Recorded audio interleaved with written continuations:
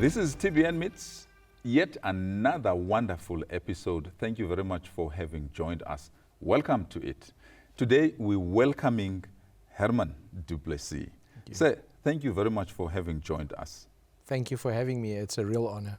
You are a father, you are a husband, you are a leader, you are the founder of Themba Thandeka Leadership Institute. That's right. But also you are an author, not just an author. Tell us a little bit about who Hermann is. Well, I think primarily I'd like to see myself as a child of God. You know, that's my true identity. But then I'm somebody who's really passionate about leadership, because I really believe that, you know, if we can improve leaders, we can improve our society. So that's core to what I do every day. I get out of bed every morning to cultivate diverse transformational leaders for the continent of Africa. Wow. It must be a form of God saying, well done to you, when so many people seek Him through your book, that it even became a double bestseller. Yeah. I just want to first say, well done. We really celebrate you for doing such wonderful work. Thank you very much, Lucky. And you know, as I said before we started, only God. You know, we would never have imagined that the book could do this well. But I'm truly grateful, and I'm really happy that the book is making an impact. Yeah. Because, you know, when we did our research on the African continent, we went to 18 different countries. And 94% of the people we interviewed and work with are Black Africans. Yeah. And we found these principles and practices, you know, that the best leaders out there on the continent practice intentionally every single day.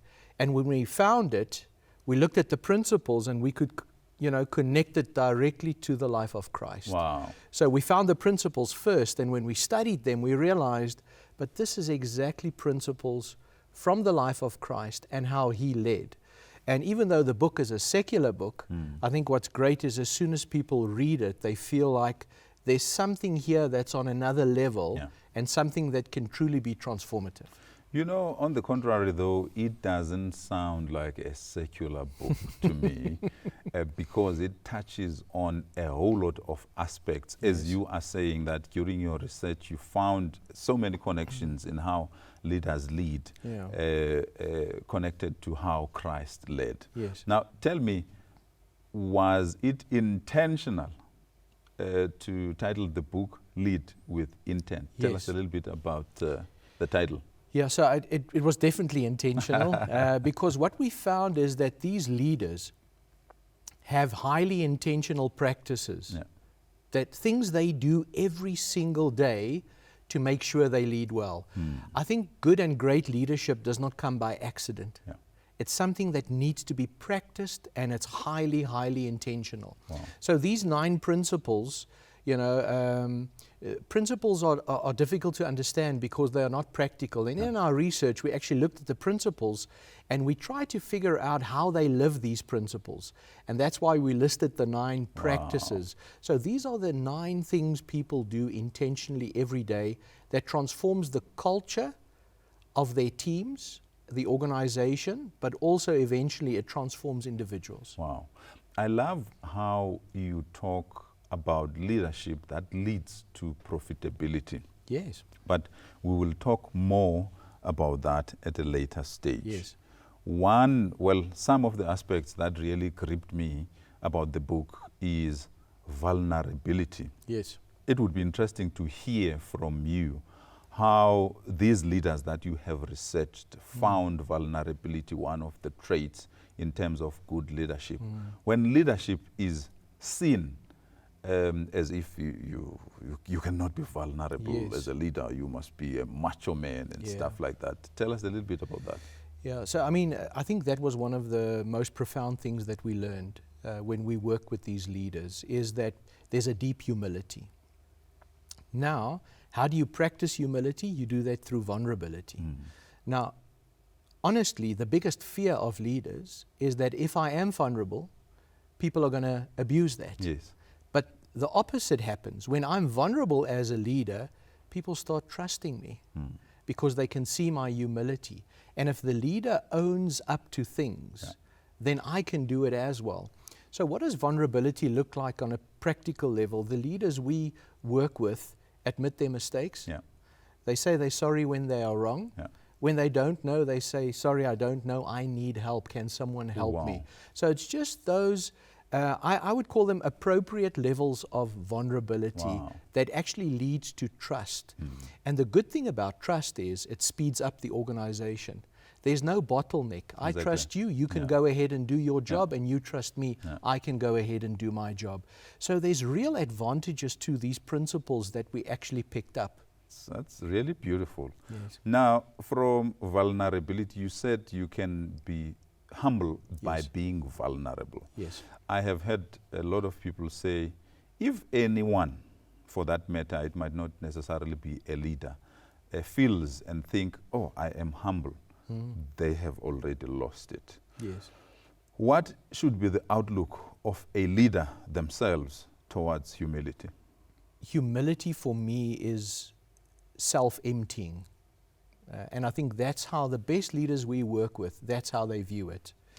And, you know, I think that's exactly how Christ lived his life on earth here, you know, after the incarnation. Paul writes many seminal chapters in his letters, but I think for me the most profound is Philippians 2, where Paul says Christ invites us to be like him. And how did he live his life? Well, what he did is he left the throne room of heaven and he came to earth.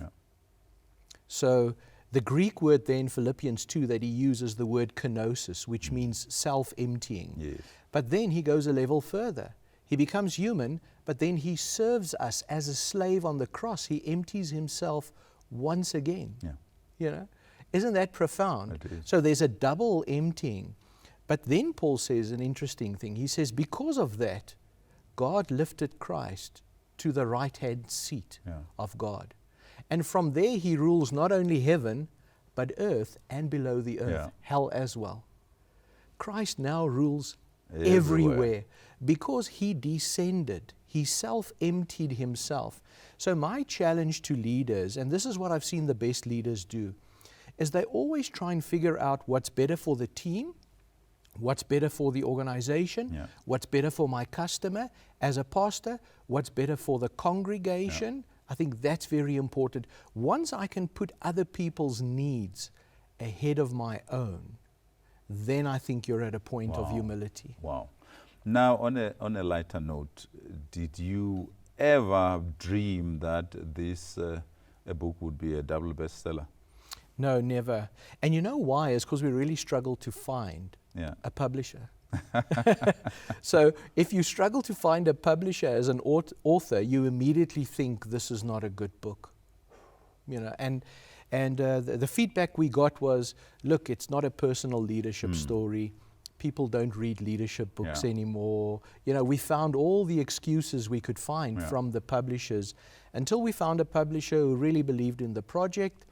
And we actually helped finance the project. So we had to sell 700 books to break even, you know, and we did that within the first couple of months, which was great. You know, this is such a wonderful testimony, and I'm inclined to ask you to speak to someone, that's your camera, that is almost giving up. And yet God has given them something. It might even be someone, an author, who is like, who's even going to read this? If it's so difficult to find even publishers. What would you say to encourage someone that is in that kind of a crossroad? Well, I think I'd like to encourage people and tell them that you should never have self-confidence, but you should have God confidence. If God has given you a dream, God will see it through. And all you need to do is to stay faithful to that dream. I think what's also important is to listen to those people who are in community with you. Let them speak into your life. Let them encourage you. And if there's honest feedback to be heard, let them give it to you. Listen to it, but continue. Don't give up. Don't have confidence in yourself, but have confidence in God. Wow. Hermann, thank you so much for that encouraging message. And there you have it. Giving up is not an option. So please don't give up. Now let's talk about gratitude. Yes. You say a few things about saying thank you Yes. as a leader. How far can gratitude go as far as leadership is concerned, but Yes. also as far as putting an organization in a place of profitability? Yes. So interesting, when we found this principle of gratitude, we actually asked, the people we interviewed, why would you say your leader is a grateful person? And then they would say things like, he or she is always celebrating us. Wow. And how do we celebrate people? We usually celebrate rewards, and we celebrate results in companies. Yeah. But what these leaders do with gratitude is different. They celebrate the individuals.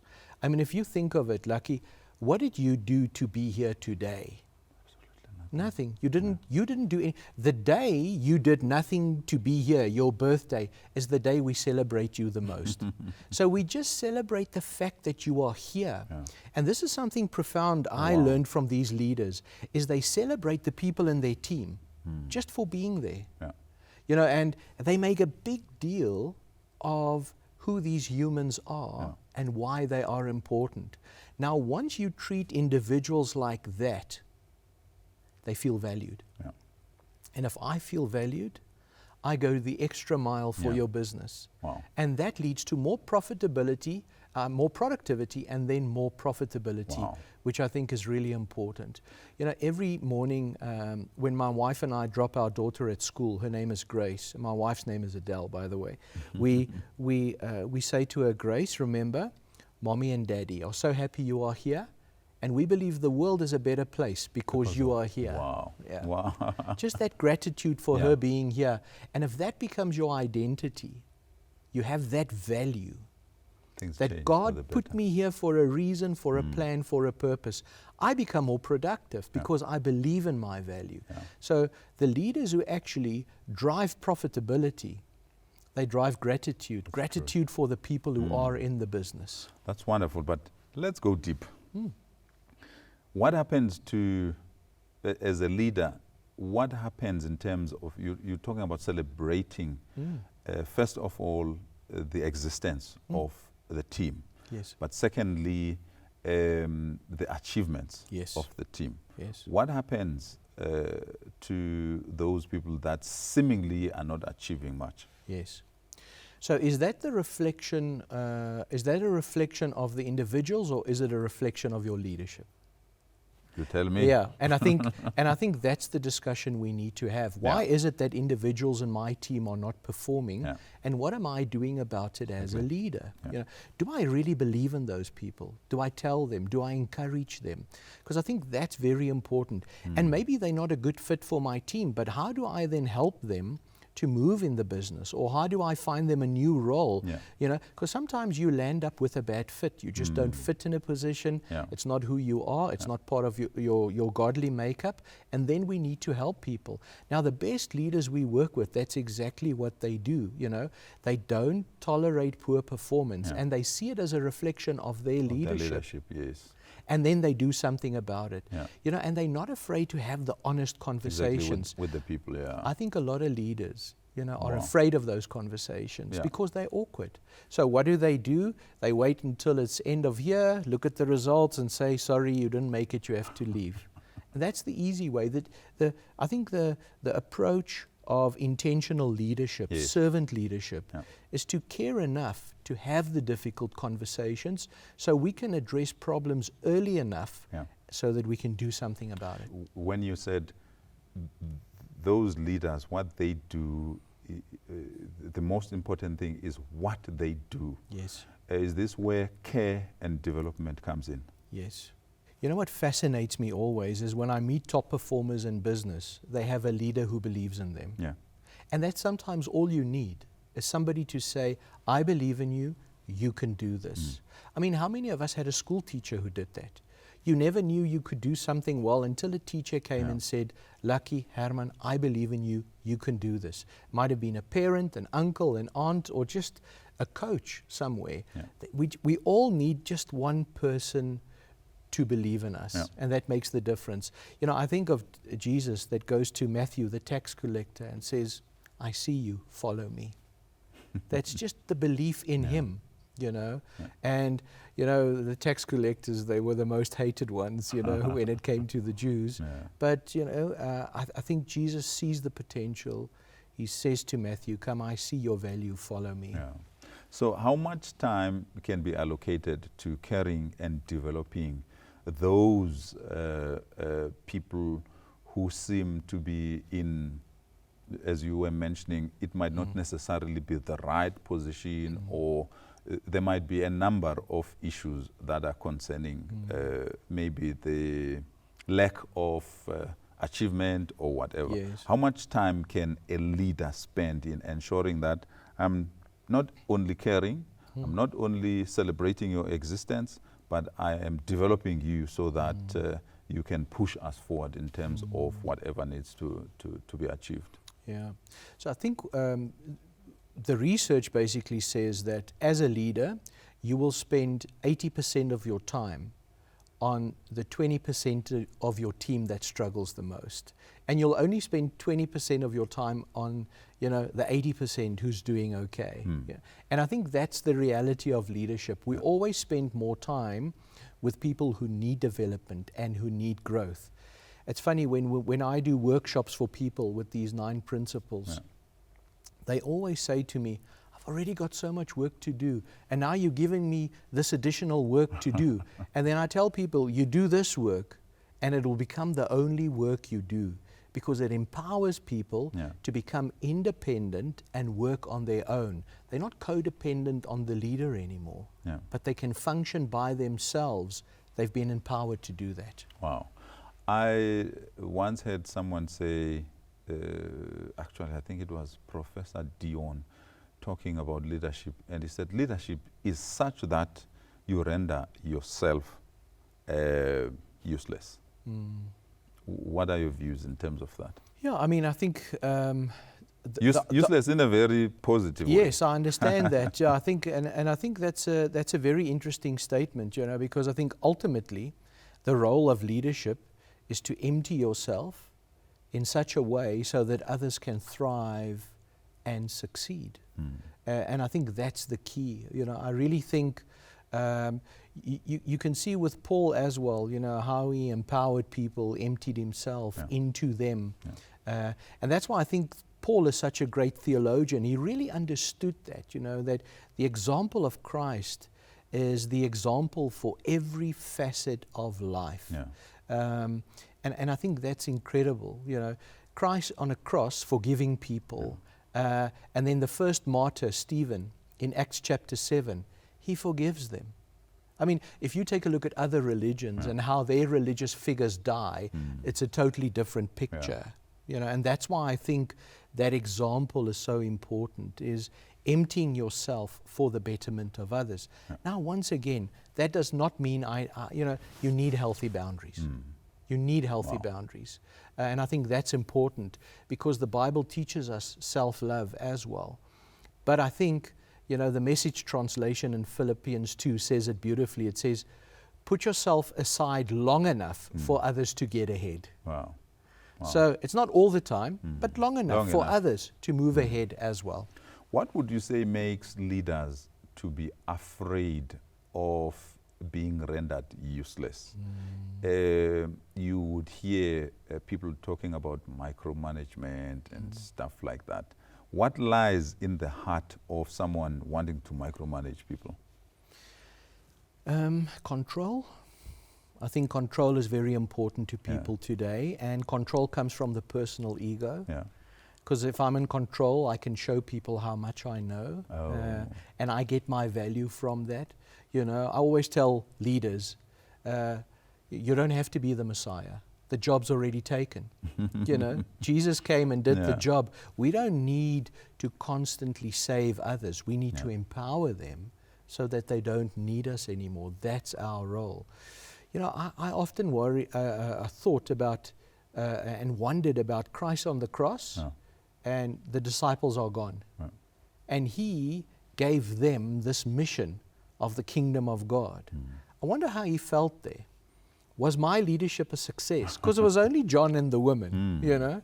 But the rest were gone. Yeah. They were gone.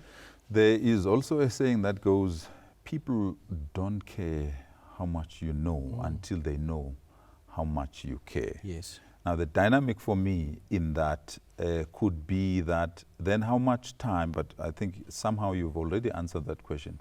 How much time is a leader supposed to spend in caring for people as opposed to leading the organization forward to what it needs to achieve? And also, whilst I'm at that question, what would you say is the difference between leadership and management? Yeah, yeah. So I think that the first thing I'd like to say is that to lead well, you have to lead yourself well first. Yeah. So in order to take care of others, you must take care of yourself. There was a wonderful research study done by the founder of Visa. His name was D. Hock. And once he retired, he studied the top leaders of the Fortune 100 companies in the world. He wanted to know how much time do they spend leading those under them, next to them, and above them. Even the CEO's got a board of directors. Okay. What he found is the best leaders in the world only spend 5% of their time caring for those beneath them, 25% of their time caring for people on the same level that they are, and 20% of the time caring for those above them. Wow. And when you look at the research, you say, but where's the other 50%? The other 50%, when he went back and asked them, was personal leadership. If I lead myself well, others follow. Because I become a role model, I become an example, people start imitating you. And that happens naturally. You know, a wonderful example of that, I think, was Nelson Mandela. Everybody looked at him and thought, wow, we want to be like him. And they started imitating him. If you do the personal leadership well, you know, then I think eventually people see the example and they start following you, and leadership becomes very easy. I have a lot of work to do in companies because people try and lead others, but they can't even lead themselves. So I think that's why personal leadership is so important. Yes. I forgot the second part. Second question was the difference between leadership and management. Yes, yes, yes. So I think leaders are effective and managers are efficient. So leaders know what needs to be done, but managers know how to do it well. I think that's the big difference. You've done too much of this thing, that you are able to just answer it in 2 sentences. Yes, yes, yes. And I mean, there's been a lot of research on this, which obviously, out of my interest, I've studied. You know, I think leadership is more visionary, and it's more people-focused. Where I think management is more focused, operationally focused, and more on systems and procedures, you know, to make the organization function better. But I think sometimes in your role there's an overflow of the two. And so in a way all of us, I think, are a bit we're hybrids of leadership and management. You know, even pastors do a lot of management, you know, which they don't necessarily like. So how did it come about that you founded Themba Thandeka Leadership Institute? I think it's out of my passion for leadership. You know, I used to be a church pastor for 25 years, and a lot of the businesses invited me to come and work with their people. And, you know, I just realized that I could make a bigger impact for When you say you used to be a pastor, did you quit doing that? No, I'm still very much involved with the church. You know, I'm currently working with 12 churches, you know, on leadership issues, you know, and on visionary issues, especially post-COVID. It's been quite a challenge for a lot of churches to get going. Some of them are still struggling. So I do a lot of work there. So I sort of always act as a transitional leader for churches. I come in, bring about change, appoint new pastors, and then I move on. But I always felt like I could make a bigger impact outside of the church, you know, getting into the real world, the corporate environment, working with leaders there, you know. In my heart, I'm an evangelist, you know. That's one of my top 3 spiritual gifts. So you'll always find me steering people towards a conversation about their belief and faith, because that's just part of who I am. I love the name, Themba, hope, Thandeka, love. Were you intentional about that? Very much. I was a church planter for 6 years, and I speak Zulu fairly well. Oh, I'm not going to nice. say fluently, Wonderful. fairly well. And so I planted churches. I started off in Honeydew and Zandspruit, and then I moved to Alexandra, Diepsloot, and Tembisa.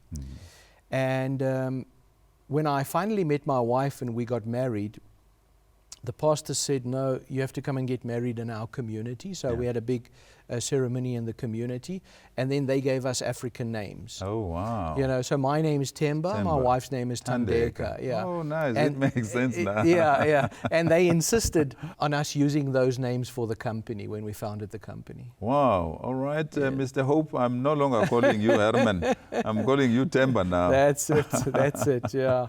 Wow. And you know, I think leaders bring hope. Leaders are dealers in hope. I think John Maxwell was the guy who coined that. It really is, you know. And if you can give people hope, you can keep them going. Yeah, that's wonderful. Yeah.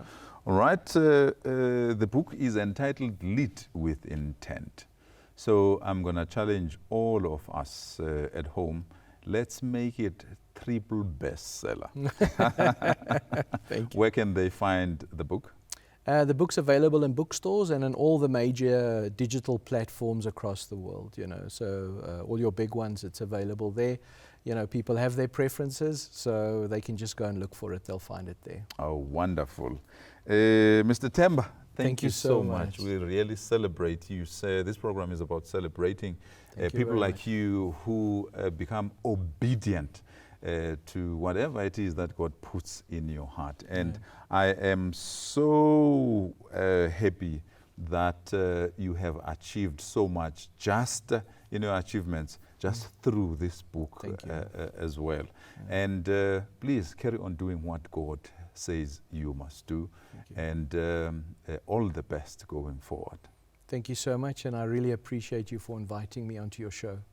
This has been TBN Meets. Thank you very much for having joined us. Until we meet again, make sure that whatever Temba here has said, you apply it in your life so that there is godly change. This also might just help you to see so many things change in your life. If you are a leader, a pastor, in business, in all different kinds of walks of life, this book will help you so much.